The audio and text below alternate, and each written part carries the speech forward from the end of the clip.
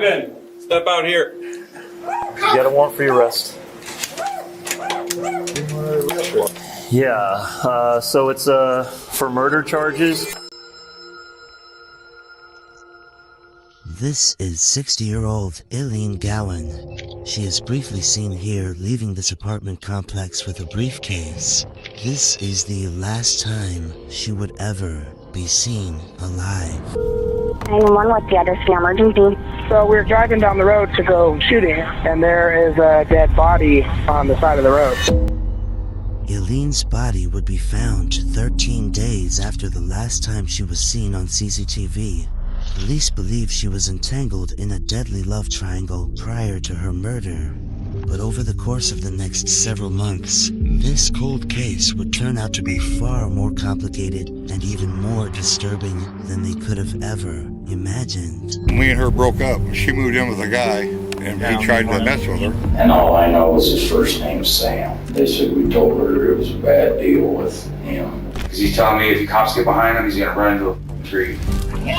Turning westbound on 166, be advised. It's their grandfather in the car, and he's called them saying that he's possibly going to try to crash the car.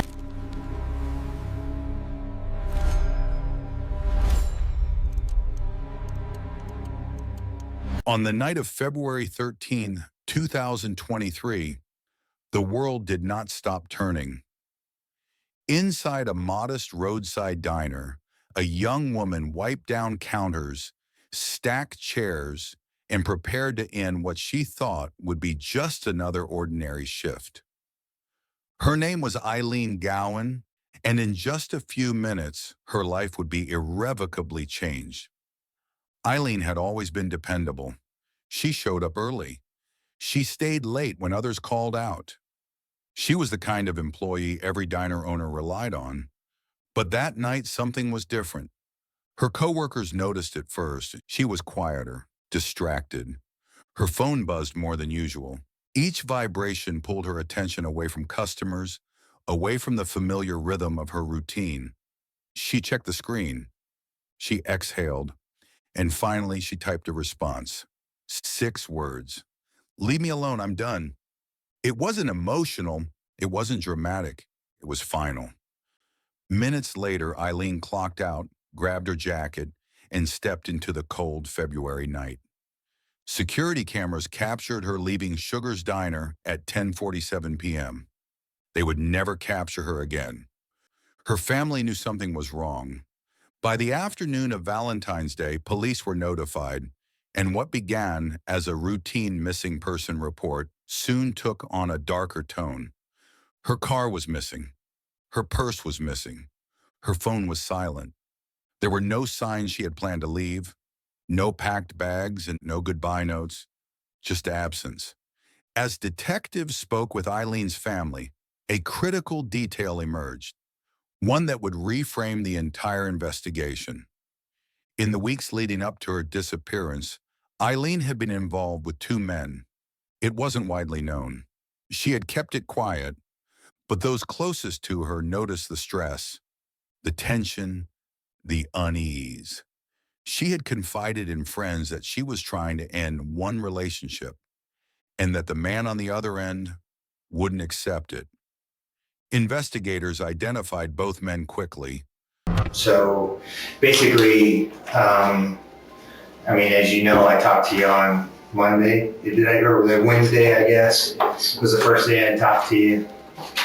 I had received information from some of the family that you and Illene were possibly in a relationship, or kind of sort of. She may have lived with you for a few days or a week or so. But if you could just kind of go before Monday, just kind of tell us how you guys know each other, how she ended up out there at your place, that kind of thing, and then we'll kind of move from there. She was a waitress at Sugar's, and I knew her from in there, and I talked to her before and stuff like that. Mm-hmm. And then she told me, I don't know, it was like on a Tuesday or Wednesday night, that she got kicked out and she needed a place to stay. I said, well, you can stay at my place for a couple days. I think it was Friday. She called me and she said, I won't be coming back. She says, we're getting back together. her boyfriend. And all I know is his first name's Sam. I don't know anything else about him. Okay. And so I didn't see her. And then she called me crying on that Saturday night, and she said, oh, we got into it. Can I come out for a day? I said, you can come back out, but you gotta be gone Monday because I can't have this. I'm single. I don't want anything like this going on. So I took her to work Monday morning. That'd been a week ago yesterday. Dropped her off at 5 a.m. And she was supposed to get off at, I don't know, she said 7 or 8. Her daughter was gonna pick her up. She's gonna go to her mom's and get her safe and take to her daughter's. And then she was supposed to come back to work at 2 o'clock in the afternoon. Well, then I get a phone call from the bar saying, hey, have you seen her? And I said, I haven't seen her, I haven't talked to her, nothing. Oh, she didn't show up for work, she didn't show up. I said, I haven't heard anything. And I tried to contact her and couldn't get a hold of her. So I sent her a text message and I says, all your stuff that's bagged up is gonna be sitting behind the bar. You gotta get it, I want it out of here. I don't wanna mess with any more of this. And I never, since 5 o'clock that Monday morning, I'd never had any contact with her, phone, text, or anything. And then I didn't know anything till right before you called me that she'd come up missing. Okay. Has anybody said anything to you that Illene was saying anything about you? Have you heard anything about her making any statements about you and your behavior while she lived or was staying with you out there? No. So you haven't heard that she may have made a statement that you possibly assaulted her while she was out there? No. Okay. That statement was made to a couple people that you supposedly laid down on her bed with her and spooned her from behind. Is that? No. Can you tell me, is that any of that accurate? Any No. of those statements? I would not do that because, like I said, she was a loose cannon, and she's scared. I mean, I guess here's the deal. You're a grown man. She's a grown woman. You know, if there was any type of whatever contact between you that was consensual, there's absolutely nothing wrong with that. I mean, she was crying that first night she come out, and I hugged her. Okay. But there was no relationship, no asking for it or anything. You already met Detective Dyer? Yeah, we didn't get first names, but Yeah, this is Detective Dyer. I'm the sergeant that you talked to on the phone. My name's Ted Roberts. I'm a sergeant. when I got on the phone with you, and you Yeah. said that I was the last person to see her alive. Oh, I didn't say that. Yep. I didn't say that. Yes, you did. Yeah. Yes, you sure did. I said you were the last person that saw her before she went missing. As you said that, I got the phone, I said, no, I want them to arrest me so I can have a lawyer. Yeah, no. Yeah, I think you misheard me there. I got it recorded. I'll have to go back and listen to it. But yeah, I'm pretty sure that's not what I said. But I mean, basically we got a crazy deal here where, Illene is evidently, her family and everything else, she's never done this kind of thing before. She's never just, took off and gone. They all know What she does is she comes to me, she's moved in with me 4 or 5 times. But usually when she moves in with me, she stays away from home. Yeah, because they said they talk every day. The daughter and her talk every day on the phone or whatever she says. Yeah. If they need something, then they'll get a hold of her. Okay. Just like when she got arrested for a DWI, she went to jail, they finally bailed her out. What did they do? They took her and dropped her off at the bar. Okay. And she was homeless. Okay. If you could, I just need to know what went on Monday morning. What happened Monday morning with you? She texted me. Okay. And wanted to know if I would come and get her because one of her friends supposedly was supposed to come and get her and supposedly ran out of gas.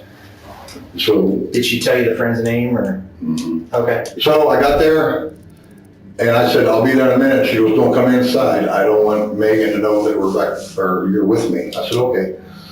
And I pulled up, she gets in the truck. We take off, run out to this, supposedly the one that tried to do something with her. And dropped her off there. Then I left. And then wasn't too long after that is when she called me.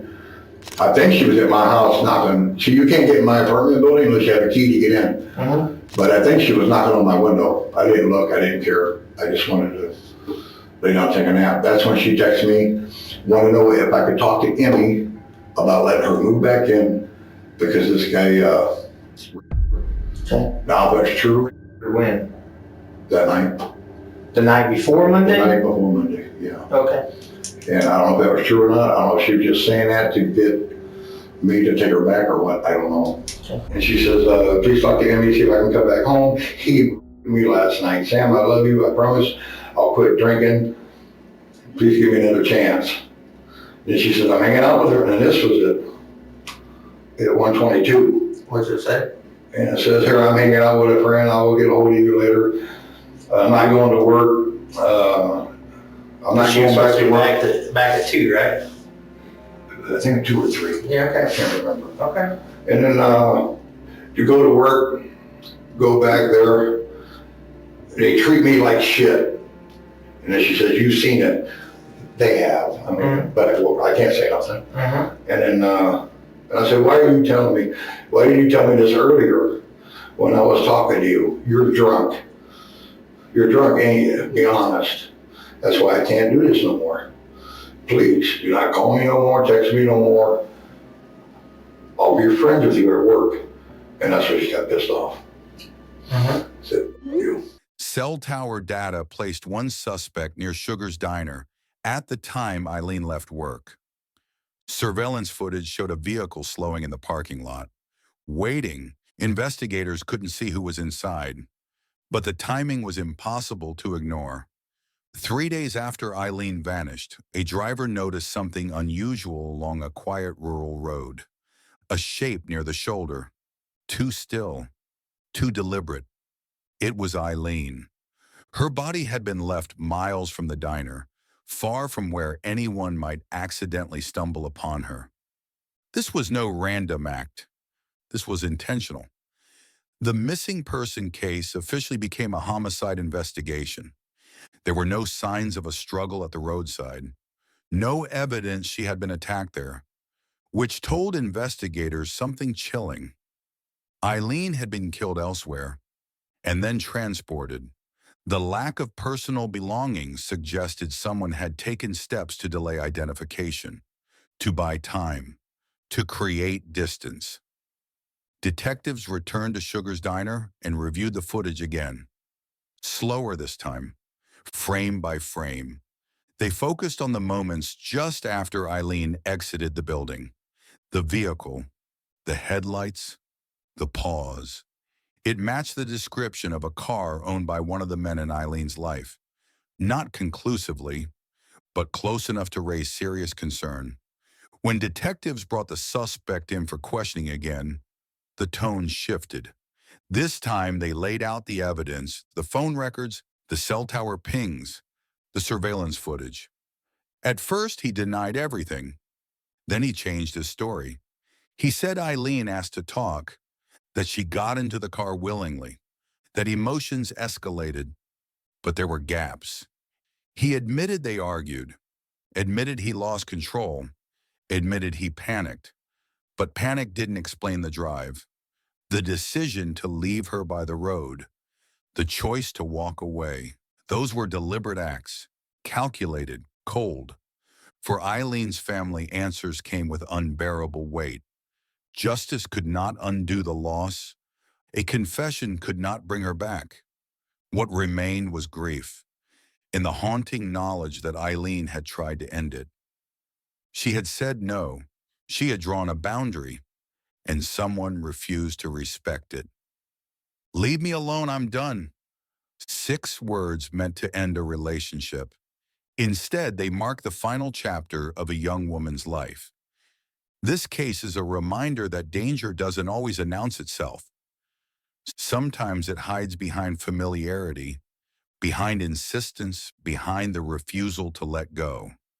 If you or someone you know feels unsafe, trust that instinct. Because boundaries should protect lives, not end them. This is True Crime 48 Hours.